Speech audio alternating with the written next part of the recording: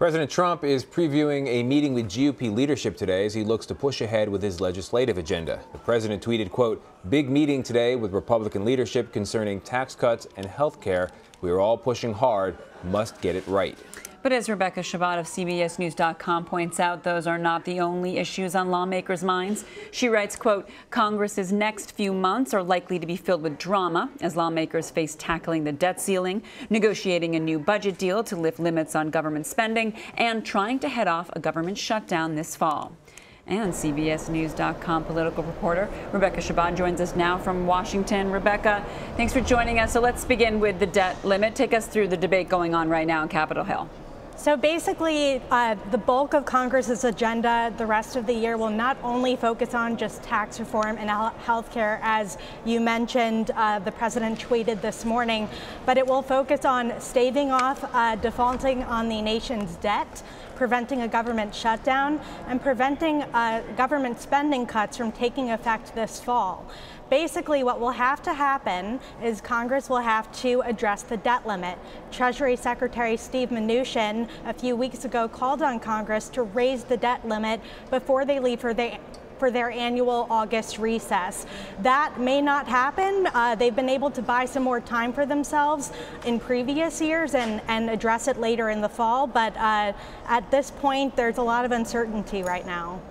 And Congress is also considering the budget blueprint that the president released last month. That blueprint, recall, included a $54 billion increase in defense spending and big cuts to the social safety net programs that a lot of Americans enjoy. A number of lawmakers called the budget dead on arrival. Where does it stand now?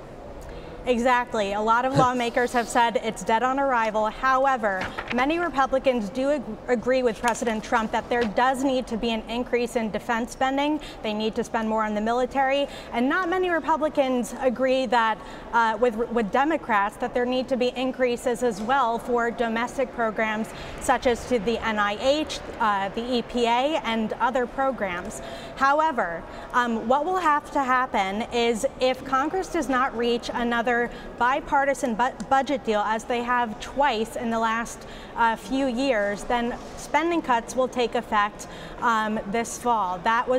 These cuts were determined by a 2011 law, and back in 2013, Paul Ryan, then the chairman of the House Budget Committee, reached a deal with his Senate counterpart Patty Murray, a Democrat from Washington, to lift those spending caps. They did that again in 2015, and that budget deal will expire at the end of September. In order to prevent cuts from further taking effect, they'll need to reach a similar deal. What they've done in the past is they usually attach an increase of the debt ceiling to this budget deal, and the biggest sticking point here will be how much do lawmakers want to spend on the military versus how much do they want to spend on those other non-defense domestic programs. But keeping to your point, Rebecca, some of those non-defense domestic programs include the Department of Homeland Security, Department of Veterans Affairs, Health and Human Services. So if they would take a big hit, almost as big as the defense would get bumped up. So surely Congress wouldn't be wanting to do that.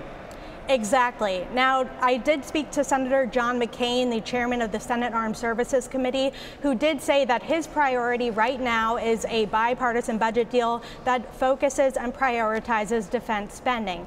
However, what a lot of Republicans do need to realize, according to my budget sources, is that this bipartisan budget deal that they will need to pass will determine how much Congress will appropriate for the next fiscal year. So that's a separate legislative package that's usually called the omnibus that Congress will likely pass later this year, probably around December.